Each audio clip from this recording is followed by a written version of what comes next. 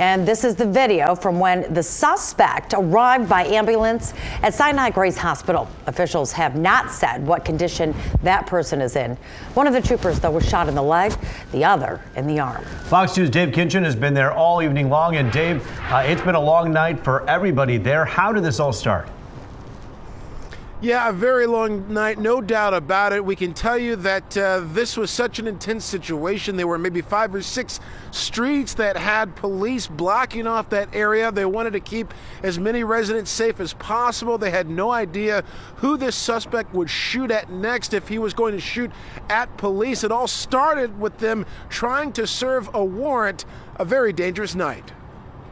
Law enforcement on Detroit's west side finally getting their man surrendering after a tense Friday night barricade. An exchange of gunfire between him and police, injuring 2 Michigan State troopers. A very violent night, a very difficult situation. Chief James White says it began with troopers assisting Detroit police officers on the execution of a warrant when the suspect became agitated and fired.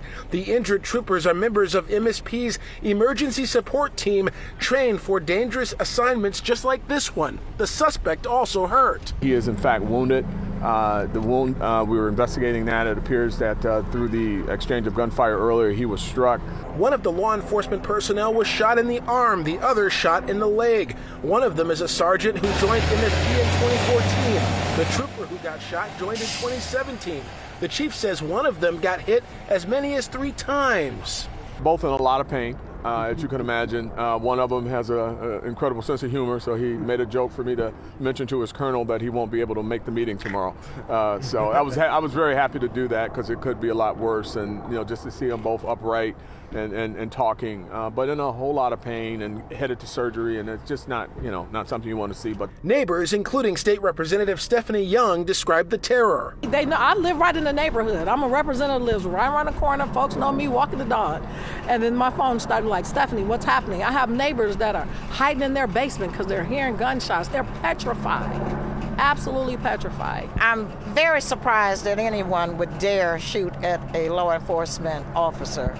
So when you do that, you're kind of probably at your last wit's end, or maybe you have mental health issues. Something is wrong to make you do that.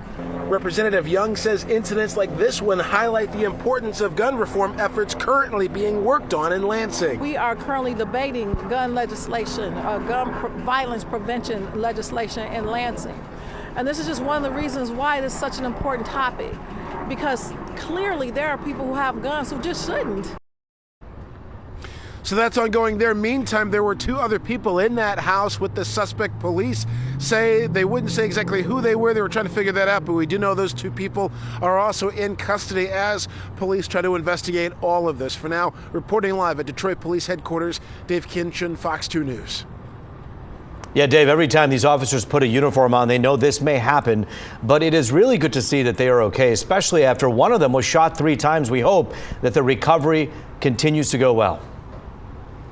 Yeah, and it was really nice to hear that one of the officers had a sense of humor about it. As Chief White says, like you said, it's an incredibly dangerous job. In this particular division, they train for very dangerous enforcement of warrants, things like this, but you still never know how these things are going to go, and that makes all of it more and more scary, and certainly sending our best wishes out to those officers, to those troopers. We certainly do wish them well for a quick recovery and a speedy one at that. Dave Kinchin for us live. Thank you.